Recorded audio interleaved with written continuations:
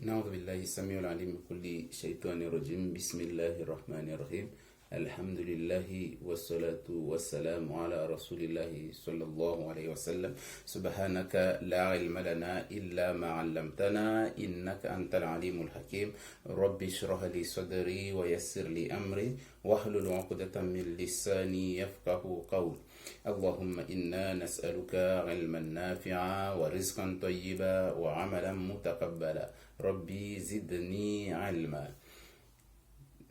La vidéo d'aujourd'hui, c'est juste une continuité, une suite par rapport à une vidéo que j'avais publiée il n'y a pas longtemps concernant une dame, une vieille dame, une dame âgée, qui a à peu près, enfin, j'avais expliqué son histoire, hein, concernant, elle avait à peu près 80 ans et au plus, donc elle avait découvert la Rokia, c'est quoi, etc., etc. Donc du coup, j'avais raconté un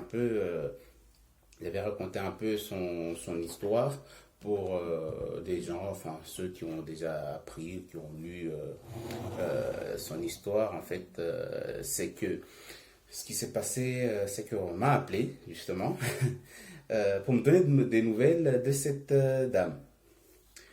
Mais avant tout, c'est juste de comprendre d'abord c'est quoi le but de la Rokia. Parce que les gens, ils veulent faire la Rokia, il y en a qui, parce qu'ils se sentent mal, ils ont du mal en eux, ou ils ont des mots occultes qui font que, en fait, ils ont du mal à se sentir bien dans leur vie, dans leur peau, ils font des cauchemars, ils se sentent très très mal.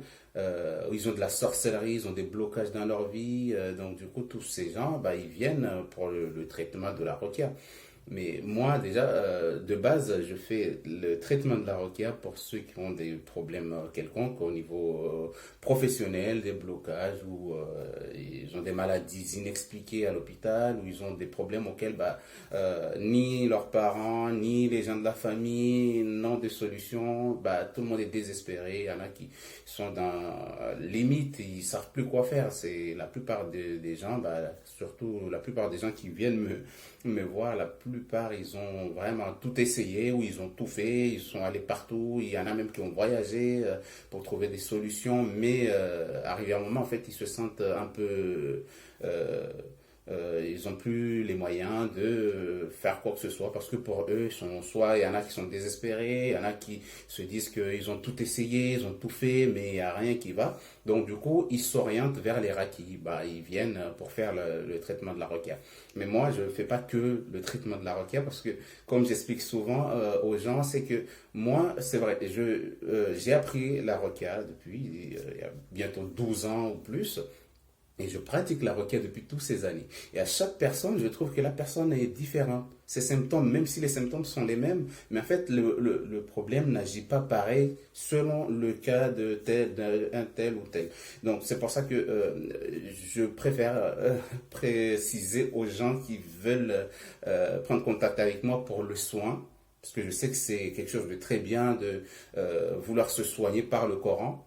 Comme ça, en fait, ça augmente ta foi en toi, en Dieu, et tu vois en fait les miracles du Coran, et surtout si c'est bien expliqué, si tu comprends bien, ou si le Raki est quelqu'un qui est vraiment ouvert au niveau des explications, en fait, ça aide beaucoup de gens à s'y trouver dedans et à s'identifier dans certains problèmes auxquels bah, ils s'approchent pour le soin.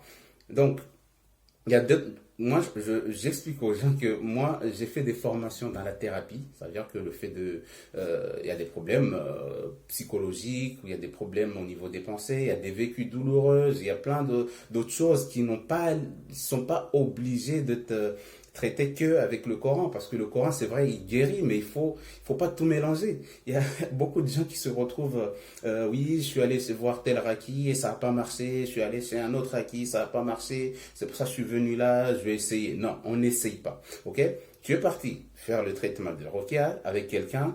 Si toi, tu as estimé que ça n'a pas marché, c'est pas grave. Lui, il a fait ce qu'il pouvait. Il a fait selon sa science.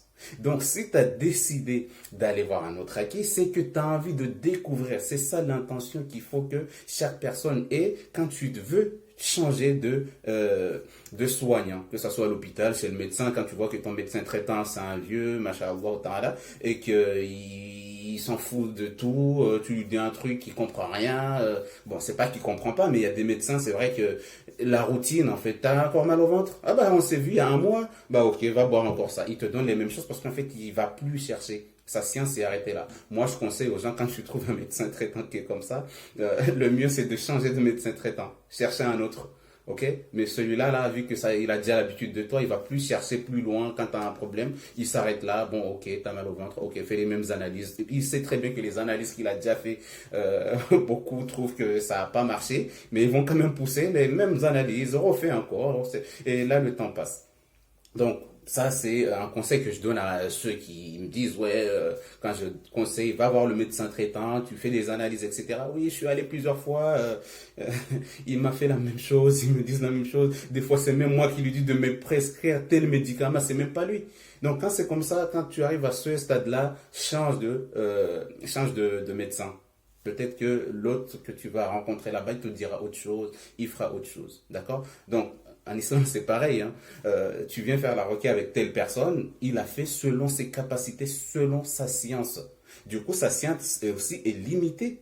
Donc, si tu vois que ça marche pas, tu as l'impression que ça marche pas, le Coran travaille quand même. Mais après, selon la bénédiction de chacun des soignants aussi, ça joue là-dedans. Parce que c'est Allah qui fait, c'est Allah qui donne et c'est Allah qui oriente les gens vers telle ou telle chose. En fait, tout ça, en fait, pour que tu réfléchisses dans ta tête, pour que tu te dises que, mais pourquoi Allah m'a fait ça, pourquoi je suis allé là.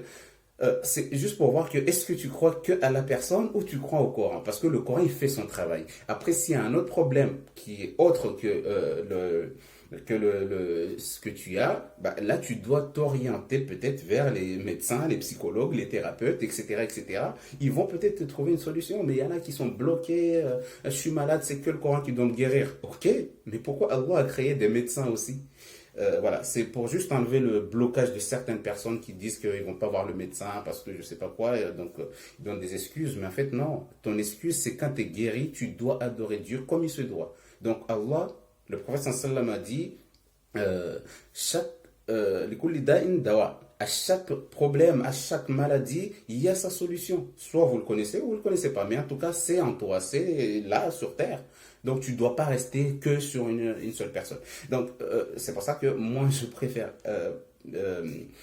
expliquer aux gens que ceux qui veulent prendre contact avec moi, il faut qu'ils sachent que moi, je ne fais pas que lire sur la personne, mais je suis aussi une psychothérapie vraiment bien poussée, mashallah ta'ala, qui fait que on peut chercher le problème de la personne, l'origine de ton problème. C'est pas juste tu viens me dire, ouais, j'ai mal au ventre, il gonfle, ok, bah, ça relève de sorcellerie manger, mais d'où vient ce problème? Est-ce qu'il n'y a pas d'abord des antécédents? Est-ce qu'il y a pas... Du coup, j'aime bien aller au plus profond de la personne, vraiment chercher en profondeur son problème, justement, pour que déjà rien que la discussion, l'explication, le fait de m'avoir expliqué, la personne, il y en a qui se sentent déjà bien. Donc le but, c'est pas juste de lire sur la personne, le but, c'est soigner la personne. Ok? Moi, mon but, c'est guérir la personne. Ça, c'est mon but par la permission d'Allah. Mais c'est pas juste la personne vient, je lis sur elle et part. Non. Donc, du coup, c'est pour ça qu'il y a des gens, quand ils me disent qu'ils veulent faire la requête, je leur dis, ok, tu veux faire la requête, mais sache que moi, je ne fais pas que la requête. Quand je fais une requête, je fais d'abord une psychothérapie cognitive comportementale, un TCC, parce que je fais des formations dessus. Et donc, du coup, comment fonctionne le cerveau, etc., etc. Si c'est des maladies bloquées dans le cerveau, j'essaie d'abord de décortiquer tout ça avant la lecture, pour éviter qu'une personne sorte de là en me disant, ouais, tu m'as lu le Coran dessus, mais j'ai un problème. C'est que ton problème ne vient pas de la sorcellerie, peut-être. Ok, donc c'est pour ça que les gens, oui, mais ils sont pas habitués à ça. Ils ont l'habitude que quand ils arrivent chez le Raki, t'as quoi, t'as mal au ventre, t'as mal à la tête, etc., etc. Ok, bah c'est bien. Il te fait asseoir, il lit sur toi, il te donne de l'eau, tu vas te laver. Les gens sont habitués à ça. Alors que l'islam, c'est pas ça. C'est comme j'avais donné un exemple il y a pas longtemps que Einstein a dit. Le fou, c'est pas celui qui lance des cailloux parce que lui, il est malade, mais celui qui est fou, c'est celui qui veut pas évoluer, qui veut pas changer, il veut faire les mêmes méthodes, etc., etc.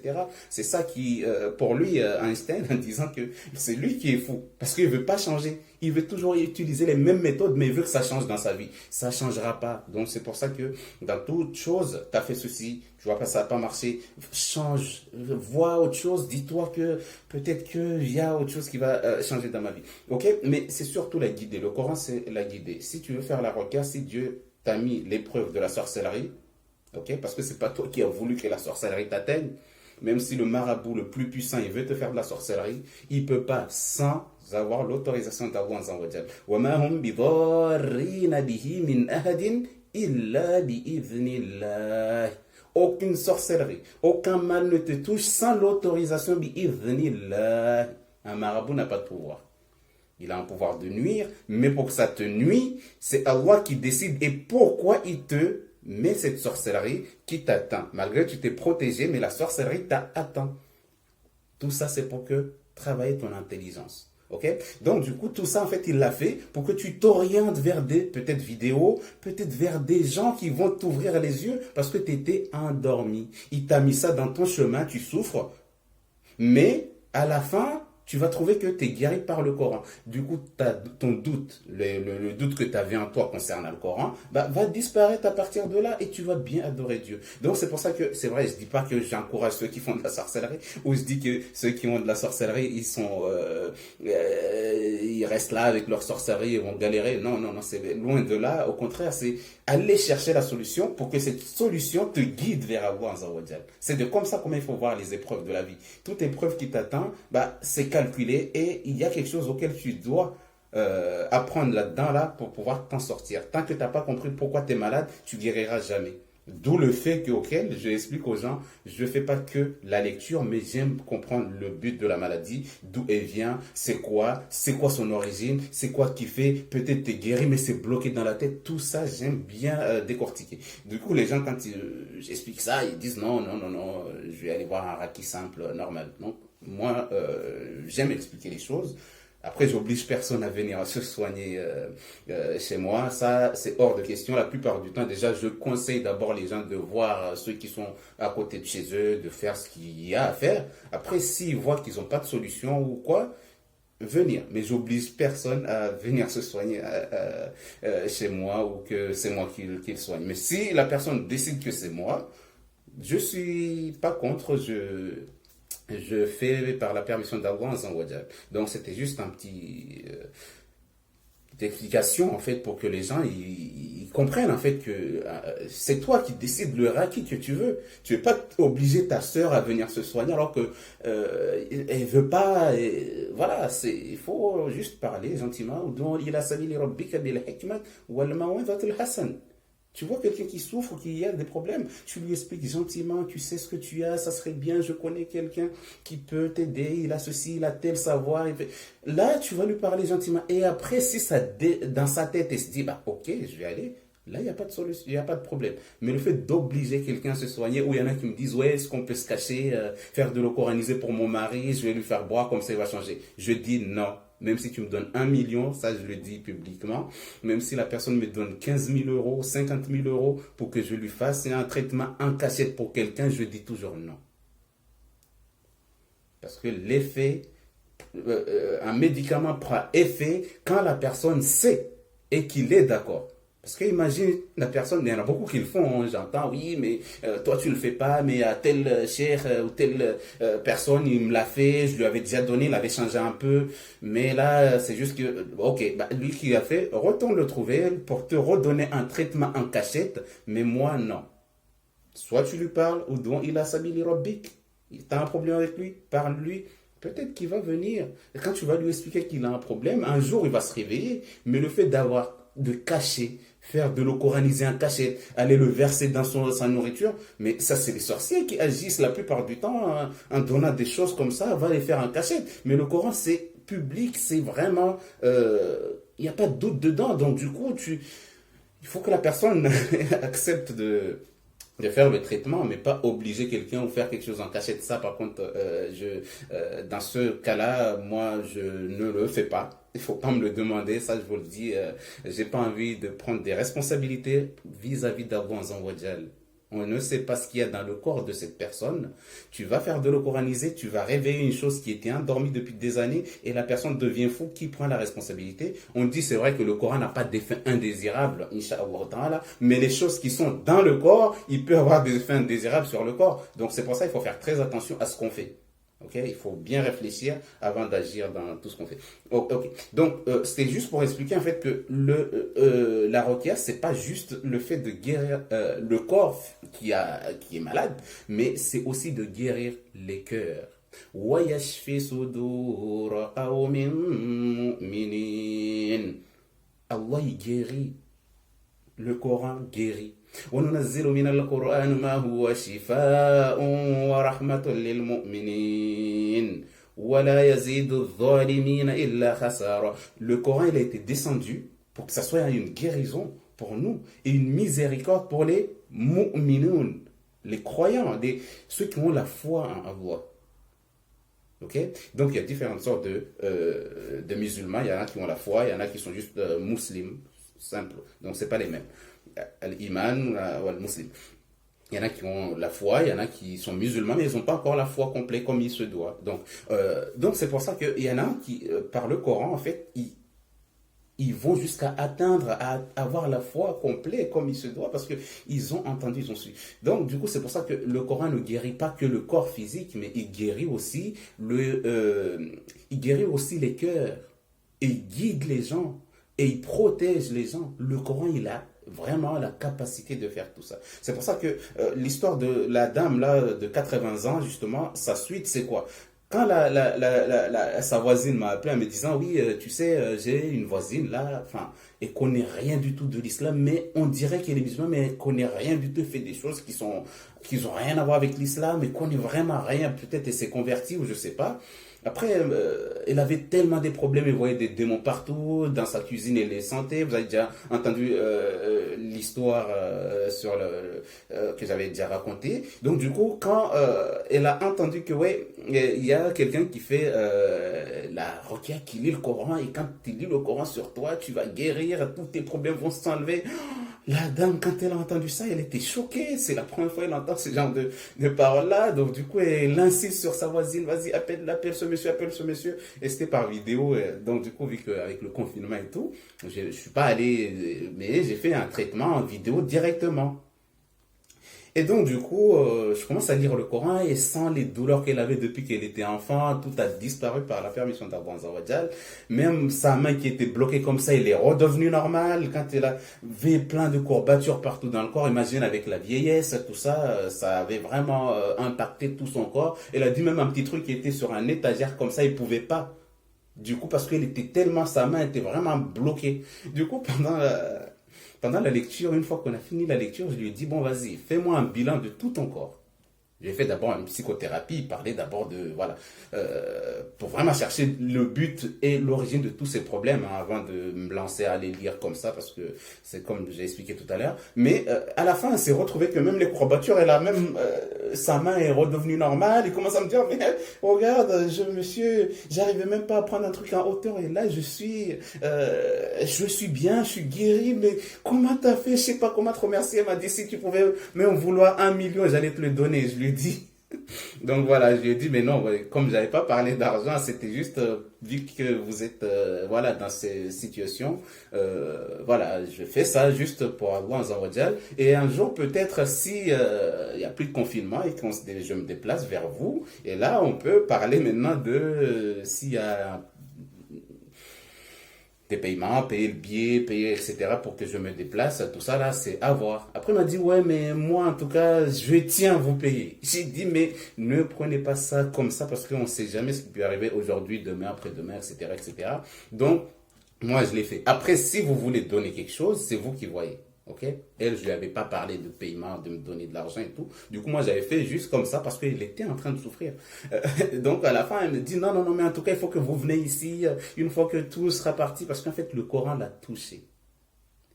Et après, quelques jours plus tard, Elle insiste, et je lui explique que moi je suis quelqu'un qui n'a pas de temps, je suis vraiment très chargé, tout le temps je suis chargé. Il y a toujours des choses à faire, donc du coup il y a le travail. Bon, pour le moment je travaille pas parce que nous on est toujours en confinement au niveau de mon travail, mais j'ai dit j'ai pas le temps, je suis tout le temps occupé, chaque fois je suis occupé, soit des gens qui m'appellent, soit j'ai beaucoup de choses à faire. Donc elle me dit ouais mais moi j'insiste, il faut que je vous vois face à face, etc. Voilà. Après, quelques jours plus tard, il va voir sa voisine en lui disant appelle-moi ce monsieur parce que j'ai envie de lui parler encore. Sa voisine lui dit lui, il n'a pas le temps. Et moi, déjà, j'ai pas le temps. Son temps ne correspond pas à mon temps. Donc, du coup, je ne peux pas. Et c'est énervé cette dame. Pourquoi il voulait entendre encore le Coran? Et c'est vrai, j'avais pas le temps. J'avais plein de déplacements, etc., aussi. Donc, du coup, je pouvais pas parler. La voisine, elle a fait son travail. Elle m'a envoyé des messages que oui, la dame, elle veut te parler. Je disais oui, mais dis-lui que d'attendre, Inch'Allah, que, je sais pas, que vous prenez rendez-vous, comme ça, je viens, on se parle, etc., etc. Et voilà. Et donc, du coup, elle dit, non, non, elle insiste, elle veut vous parler. À chaque fois, là, maintenant, elle fait la tête, elle me ferme la porte au nez, je peux plus aller. Alors qu'avant, elles étaient amies, copines, etc. Et quand elle a vu que la dame voulait plus enfin, que la voisine ne voulait plus m'appeler, elle s'est fâchée et elle a coupé les liens entre elle et sa voisine, sa jeune voisine. Sa voisine me dit, ouais, mais tu sais que la dame, là, maintenant, elle m'a fermé sa porte et veut plus que j'aille chez elle. Même quand je vais toquer chez elle pour savoir comment elle va, pour l'aider dans ses tâches ménagères, etc., elle veut plus me voir. Elle me dit, casse-toi, sors de là, je veux plus te voir, c'est bon, je suis fâché. Et du coup, ça l'a fait très mal à la jeune voisine, en fait, qu'elle était déjà attachée à cette dame et d'un coup comme ça la dame a coupé les liens, a coupé les ponts, elle veut plus rien savoir d'elle, elle peut pas l'aider, elle était là, elle était vraiment très mal en fait la jeune voisine. Après elle me dit ouais mais tu sais que euh, la dame m'a fermé la porte et à chaque fois que je sonne elle vient voir si c'est moi et m'ouvre pas la porte. Et du coup cette situation en fait ça m'inflige et ça me rend triste de savoir qu'elle est vieille comme ça et elle n'a pas d'enfant qui vient rendre visite, etc. Mais il n'y avait que moi qui étais tout le temps là pour elle. Et maintenant, elle ne veut plus. Et donc, du coup, elle est restée pendant. Depuis, je j'ai raconté l'histoire jusqu'à il y a 3 jours, là. Elle a dit. Elle m'a envoyé un message. Elle m'a dit ouais, mais tu sais ce qui s'est passé. Je viens de voir que la dame, elle est décédée.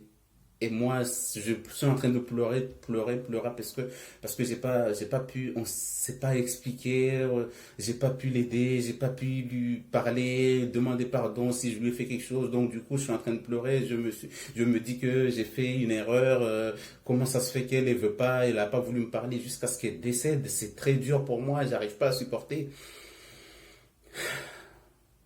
Donc elle a continué, commencé à pleurer et tout, en se disant que comment se fait-il qu'elle est partie sans qu'ils se disent au moins au revoir, même si, mais la dame, elle avait dit non, non, je ne veux plus voir sa voisine, sa jeune voisine.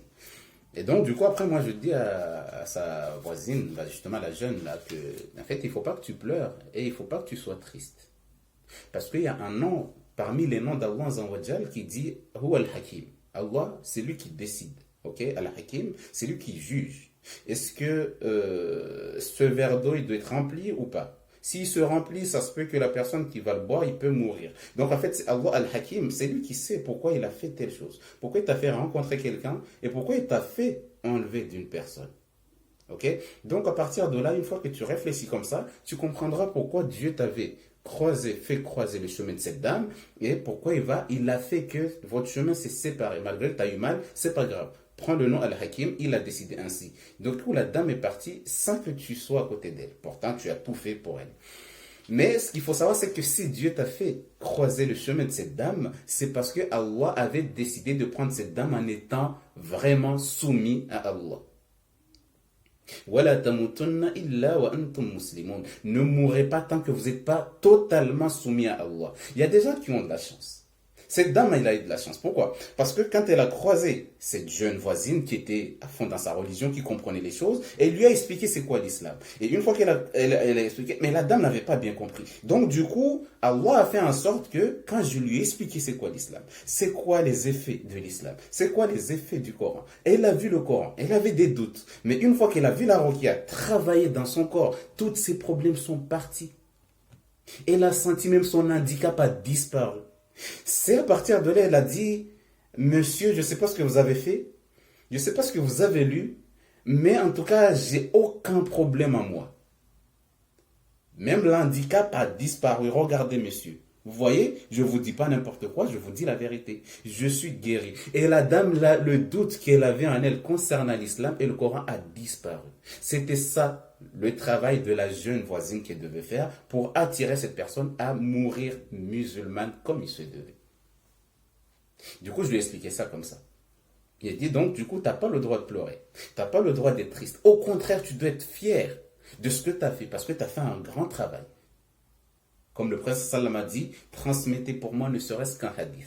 Tu as compris un hadith du prophète? Ok, tu l'as compris, tu sais pourquoi il est venu, tu sais pourquoi ce hadith a été dit, tu sais tout ça, tu vas l'expliquer à quelqu'un d'autre. Une fois que tu as fait ça, tu es considéré comme si tu as montré un bon chemin, le bon chemin à quelqu'un. Celui qui va utiliser ce hadith, ça veut dire que toi aussi tu auras des bonnes actions, comme si c'est toi qui as fait l'action. Ok? Donc du coup, il ne faut pas pleurer. Parce qu'il n'y a pas que toi. Dieu, il sait pourquoi il ne t'a pas laissé à côté de cette dame jusqu'à la fin de ses jours. Allah, il sait pourquoi. Ça se peut que tu es quelqu'un de très fragile. Ça se peut que tu es quelqu'un, si tu l'aurais vu pendant qu'elle mourait, ça se peut que tu serais traumatisé à vie. Allah, il sait les consciences de chaque personne. Allah, il connaît la valeur de chaque personne. Et Allah, il sait pourquoi il t'a protégé de ton mari. Allah, il sait pourquoi il y a eu séparation entre toi et ton mari. Ça se peut que si vous serez restés ensemble jusqu'à aujourd'hui, soit tu serais morte, soit c'est lui qui serait mort. Donc, il sait pourquoi il vous a séparés. Donc, Al-Hakim, Allah, son nom qui s'appelle Al-Hakim, il sait pourquoi il fait les choses. Okay? Donc, du coup, la dame, elle est rentrée dans l'islam, elle a enlevé le doute qu'elle avait avant la mort. Qu'Allah lui fasse miséricorde là où elle est. Et du coup, c'est à partir de là, quand elle me disait, oui, mais quand même, j'ai dit, non, il n'y a pas de mais quand même. Allah, il sait pourquoi il t'a fait croiser le chemin d'une personne et il sait pourquoi il te l'a enlevé de ton chemin. Tu aurais été avec elle jusqu'à sa mort, ça se peut que tu serais traumatisé parce qu'il n'y avait que toi. Imagine, tu arrives chez elle, il n'y avait qu'elle. Tu avais sa clé, vous pouvez rentrer comme vous voulez parce que vous étiez amis très proches.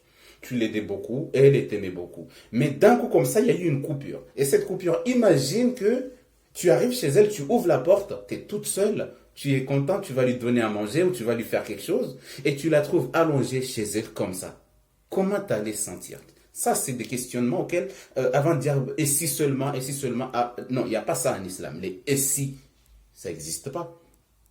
Si seulement j'avais fait ça, il n'y aurait pas ce problème. Si seulement j'avais fait ça, le problème est déjà passé, la chose elle est déjà passée. Pourquoi tu vas rester là à te dire et si, et si, et si, et si? Non. Donc imagine tout ça, il me dit ouais, c'est vrai. Parce que je suis quelqu'un de très fragile, je l'aurais vu allongé là, je pense que je serais morte aussi à côté d'elle.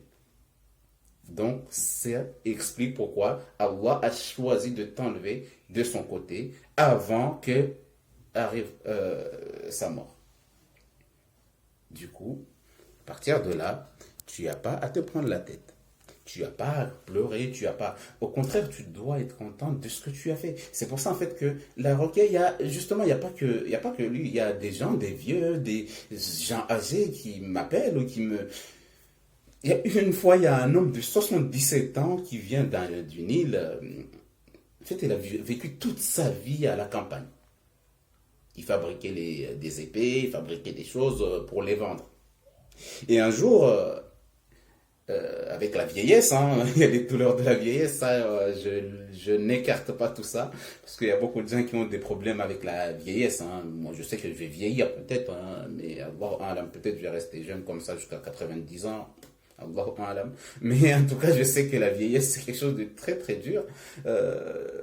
Donc du coup, le monsieur, il arrive, il vient, son fils, il avait traité sa femme, après je crois que j'ai traité sa belle-sœur, après, voilà. Du coup, le jeune, quand il a vu ça, son père est venu en vacances ici en France, Après, il dit, son père lui dit, ouais, j'ai des problèmes, j'ai du mal à dormir, j'ai peur, parce que son père, on devait aller lui faire une opération au niveau de l'œil. Du coup, il avait très peur de mourir pendant cette opération.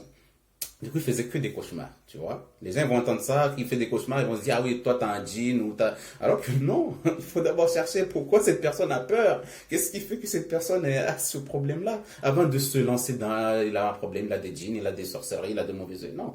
Du coup, là, son fils m'appelle, il me dit, ouais, tu me connais, je suis déjà venu plusieurs fois chez toi, j'ai fait un traitement avec des gens, des membres de ma famille. Mais là, il y a mon père qui est venu pour une opération, il a du mal à dormir, il fait que des cauchemars à la maison. Lui, il dit qu'il a des djinns, etc., etc. Donc, il a besoin vraiment d'une lecture et d'une explication pour qu'il puisse au moins dormir.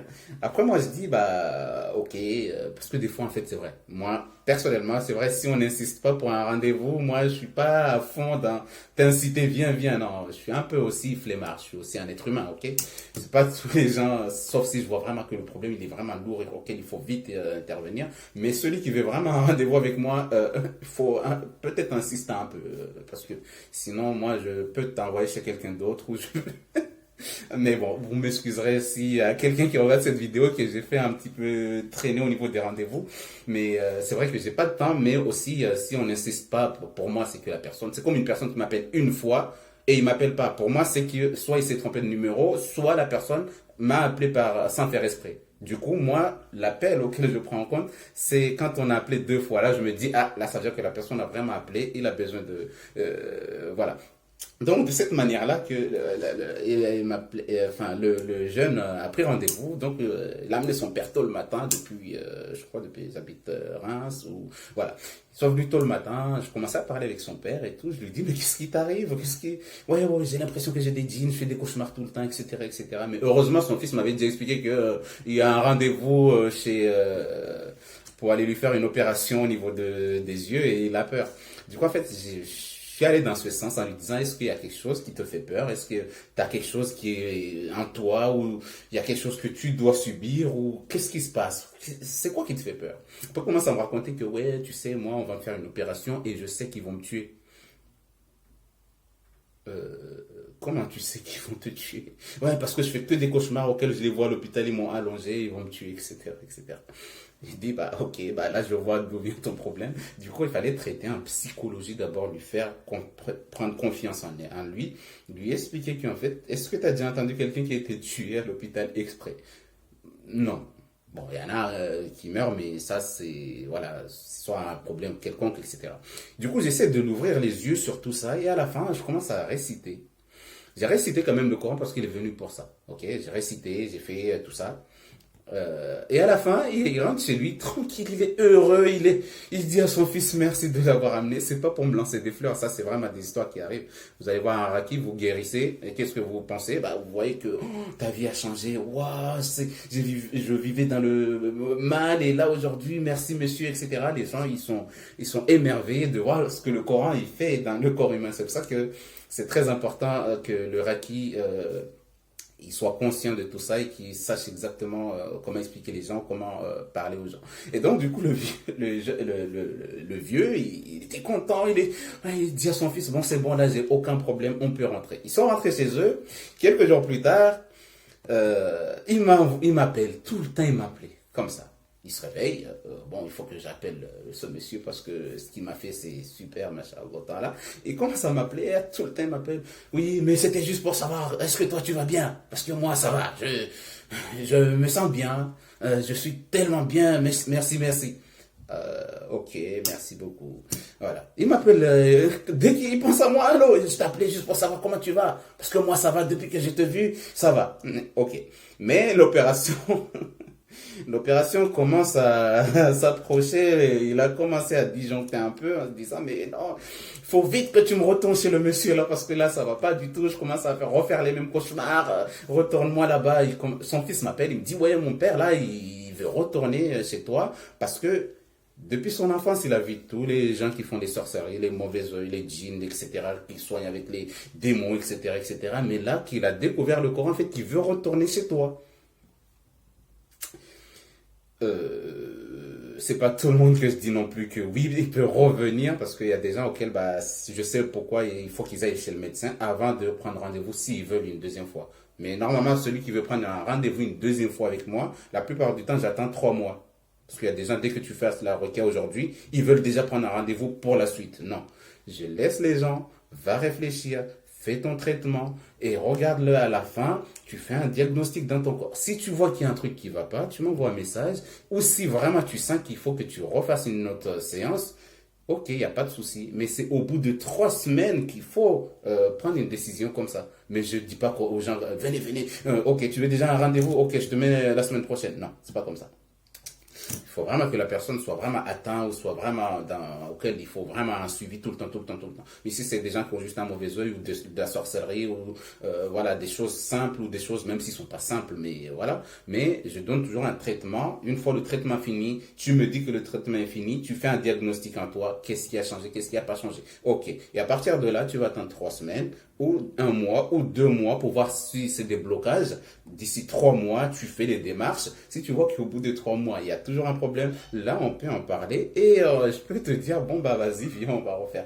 Donc, du coup, le monsieur, il était là, non, non, non, je vais le revoir, je vais le revoir. Il était là, etc. Je dis à la personne, j'appelle le vieux, je lui dis, d'accord, j'ai entendu que tu veux refaire encore une autre séance, mais pour le moment, moi, je peux pas te prendre. Tu sais pourquoi? Parce que tu dois d'abord aller voir le médecin, faire tes analyses, fais tout ce qu'il y a à faire. Et après, à la fin, bah, tu peux prendre rendez-vous avec moi. Et là, avec plaisir, monsieur, je vous accueille ici et je vous fais un traitement digne de ce nom aussi, comme la première fois, ou plus même de ça. D'accord? Mais calmez-vous. Allez d'abord voir le médecin. Si tu finis ton opération et qu'il y a un autre problème, là, tu m'appelles. Je serai là pour toi, Inch'Allah, là, et je te ferai un traitement avec plaisir. D'accord? Parce que si une personne vient se traiter par le Coran, que tu l'as obligé parce qu'il est faible, c'est très dur pour toi. S'il te donne de l'argent dessus, tu vas regretter tout cet argent. C'est pour ça que moi, j'ai trop peur de ce côté-là. C'est comme bon, ça c'est en thérapie, ça n'a rien à voir. Donc du coup, je lui ai dit, une fois que tu auras fini ton traitement, tu as fait l'opération et que tu sens toujours des cauchemars et que tu as toujours mal, il y a un problème, là tu m'appelles, tu m'expliques ce que tu as et là, t'inquiète pas que je t'accueillerai bras ouverts, Inch'Allah Ta'ala. Ok? Mais je suis là pour toi, ne t'inquiète pas, fais ce que tu as à faire, tu es déjà une grande personne, tu as vécu des choses plus dures que ça. Et là maintenant, c'est pas une petite opération qui va te faire peur. Du coup, va. Ah, ouais. Et il est parti. Il a fait son opération. Dès qu'il a fini son opération, en fait, tous les cauchemars qu'il faisait, le traitement qu'il voulait refaire, en fait, il n'y avait pas besoin. D'accord? Et là, il va bien. Donc c'est pour ça qu'il ne faut pas profiter de la fragilité des gens et de faire des choses auxquelles on va regretter plus tard. Parce que c'est vraiment quelque chose de très important, être loyal, surtout quand on est raki, savoir ce qu'on fait. Et surtout, tout l'argent que tu prends, on va te questionner le jour du jugement dernier. Tout ce que tu touches. C'est pour ça que moi, l'intention quand quelqu'un me paye, c'est selon mon temps. C'est pas le Coran que je fais payer les gens, c'est mon temps. Et mon temps, il est tellement précieux parce que au lieu de que la personne aille jouer avec ses enfants ou aller chercher du travail ou aller faire autre chose ou aller vivre sa vie, faire des choses, il va le consacrer pour toi. Donc le fait de demander quelque chose, c'est pas obligé que la personne te demande pour lui donner. Tu sais qu'il t'a pris 2 heures de son temps. Imagine, tu vas voir le médecin.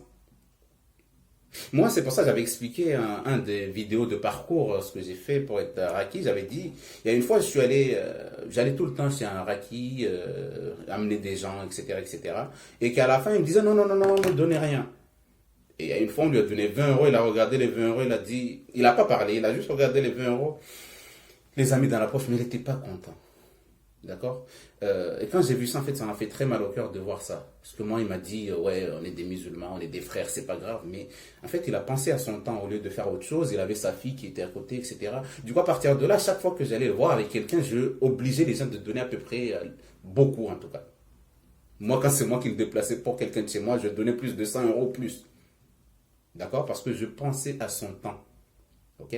Et moi, il y a une fois, il y a une dame aussi, mais avant, je faisais ça gratuitement et tout, mais les gens, ils venaient les mêmes, ils revenaient. Tous les semaines, c'était les mêmes. Du coup, je me suis dit, mais attends, vu que c'est gratuit, tout le monde vient tout le temps, tout le temps. Je ne pouvais pas prendre rendez-vous avec d'autres parce que ceux qui étaient déjà là, ils venaient tout le temps, tout le temps. Ils se sentaient bien avec le Coran. Du coup, après, c'est là où il y a une dame qui m'a dit, j'aimerais bien, au début, hein, quand j'ai commencé à dire aux gens, bon, maintenant, il faut donner quelque chose. Il y a une dame qui m'a appelé, je lui ai dit, bon, si tu viens de loin, en plus, vas-y, viens, je te le fais gratuit. Elle m'a dit, non, je ne viens pas. Tout le monde veut du gratuit. Toi, comment ça se fait que toi, je te dis, viens gratuit? Elle dit, non, non, non, non, si c'est gratuit, je ne viens pas. Je dis, mais explique. Après, elle me dit, ouais, mais tu sais, c'est parce qu'il y a une fois, il y a un monsieur qui est venu chez moi pour me traiter. Et à la fin, il m'a dit, donne ce que tu peux. Je lui donne 200 euros. Le monsieur, il a pris cet argent, il a regardé, en fait, il a eu tellement mal au cœur, mais il est parti avec un mal de cœur. Il a dit, j'ai l'impression que je ne suis pas guéri à cause de ça. Donc, du coup, je préfère que la personne me dise de payer 10 000 euros, mais qu'il soit satisfait de la chose, du traitement auquel il va faire. Même si je vais avoir du mal à le payer, mais au moins il sera satisfait et moi satisfait. Je ne vais pas obliger quelqu'un à venir, tu le fais gratuit, et quand il part, il a mal au cœur pendant qu'il est en train de marcher. Ouais, j'ai pris mes 2 heures, 3 heures, regarde ce qu'il m'a donné, etc. Moi, personnellement, je ne suis pas comme ça. Moi, je préfère dire à la personne, c'est temps, c'est toi qui vois. Tu veux ou tu veux pas? Tu veux pas? C'est pas grave. Ou si tu n'as pas les moyens, c'est pas grave. Tu peux venir. Après, tu peux payer quand tu veux, quand tu peux aussi, pour certaines personnes. Mais c'est rare que les gens disent non, non, non, moi. Parce que les gens, ils aiment bien être réglo. Tu es réglo avec eux. Ils sont réglo. Donc, c'est pour ça.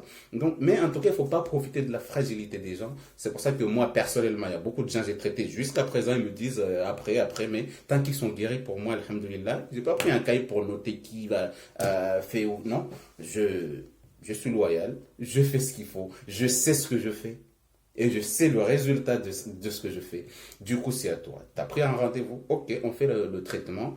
Et après, tu rentres chez toi, tu fais ton traitement. Je suis toujours derrière. Comment ça se passe? S'il y a un problème, envoie-moi un message. C'est pas obligé de m'appeler parce que sinon, je ne peux pas répondre. Mais en tout cas, il faut savoir que le temps d'une personne, c'est quelque chose de très important. Le temps. On ne paye pas le Coran, mais on paye le temps de la personne. Du coup, si vous trouvez un raki qui vous demande de l'argent, n'hésitez pas. C'est vrai qu'on est habitué, la plupart des musulmans, oui, c'est le Coran, il fait payer le Coran. Mais, mais il ne faut pas être ingrat. Il a pris son temps, il t'a traité, tu te sens bien. Et à la fin, il te demande quelque chose, tu as mal au cœur. Mais tu ne vois pas que c'est toi qui es le plus mauvais par rapport à celui qui t'a traité. Beaucoup de gens, oui, il m'a demandé de l'argent alors que le Coran, on ne paye pas. Ok, bah, si le Coran ne paye pas, reste chez toi et fais ton traitement toute seule pendant des années, tu vas voir la différence entre aller voir quelqu'un de professionnel ou toi-même. Donc c'est pour juste expliquer que le Coran, c'est un guide pour guider l'humanité. Donc du coup, il y a ce monsieur-là, pourquoi il m'appelait tout le temps? Parce qu'en fait, il a vu la différence entre voir les charlatans et quelqu'un qui récite le Coran avec sincérité. Ça l'a aidé et du coup, c'est pour ça qu'il voulait retourner. En fait, c'est des gens qui cherchaient à la guider avant leur mort. 77 ans ou 80 ans, ça veut dire que pour eux, normalement, ils font pas d'efforts. Mais il y a des gens qui Allah les pousse à aller. Il n'y a pas que cela. Il y a même une dame, mais bon, le temps est court, on peut raconter d'autres histoires. Je suis allé jusqu'à tomber à une des familles du prophète sallam. Ses petits arrière. Franchement, cette dame était remarquable, Inch'Allah. J'avais écrit son histoire sur YouTube. Il y a des gens, ils ont pensé que je plaisantais, mais c'était vraiment une histoire qui m'avait marqué. Elle m'appelait tout le temps, elle voulait tout le temps voir. Mais franchement, son histoire était vraiment incroyable. Pour ceux qui l'ont entendu, je l'avais expliqué, mais c'était dans une autre langue. Et j'avais écrit carrément, j'avais publié une page carrément, j'avais décrit vraiment ce que cette dame-là voyait. Nous, on voit les démons, machin, comme ça, par des ombres. Mais elle, quand elle voyait les démons, c'était vraiment la couleur du démon qui venait le prendre la main. C'est pour ça que chaque personne est différente. C'est à force de traiter et d'avancer, d'évoluer, de vouloir changer de méthode tout le temps. C'est là où Allah il te donne beaucoup plus de science. C'est pour ça que si vous voyez vos grands-mères, vos grands-pères ou vos mamans ou qui vont toujours chez les marabouts, ils sont à fond dessus. Il faut leur expliquer avec des mots doux. Ud'u ila sabili rabbika bil hikmati wal maw'izatil hasan wajahidhum billati hiya ahsan. Cherchez ce qui va faire plaisir à cette personne avant de l'appeler dans l'islam. Ok? Dites-lui des paroles douces. فَقُولَا لَهُ قَوْلًا لَيِّنًا لَعَلَّهُ يَتَذَكَّرُ أَوْ يَخْشَى. C'est ce qu'on avait dit au prophète Moïse alayhi salam. Moussa alayhi salam. Va chez Pharaon, c'est un dur, c'est un mauvais. mais parle-lui avec des paroles douces. Peut-être, peut-être il va réfléchir. Oh, mais c'est quoi ces paroles tout doux? Et là, c'était le plus mauvais des mauvais. Il a dit, Ana rabbukumul a'la. Je suis carrément Dieu. Lui-même, il a dit, il est Dieu, Pharaon. Et Allah a dit, va lui parler avec des paroles douces. Peut-être qu'il va redemander pardon à Allah et il va rentrer dans la religion du monothéisme. Donc, c'est pour expliquer que même si vous avez quelqu'un de votre famille qui est dans ce sens, auquel il est perdu, ou il fait des choses pas bien, de la sorcellerie, des choses comme ça, parle-lui. Si elle est malade, il va voir les marabouts, tout ça. Il faut lui parler gentiment pour qu'il vienne chercher les rakis, les gens qui sont là capables de soigner par le Coran. S'il est déjà allé voir les médecins et qu'il n'y a pas de solution, bah, vous lui conseillez, Inch'Allah Ta'ala, venir voir les rakis, Inch'Allah Ta'ala. أقول قولي هذا وأستغفر الله لي ولكم سبحانك اللهم بحمدك نشهد أن لا إله إلا أنت أستغفرك ونتوب إليك سبحان ربك رب العزة عما يصفون والسلام على المرسلين والحمد لله رب العالمين والسلام عليكم ورحمة الله وبركاته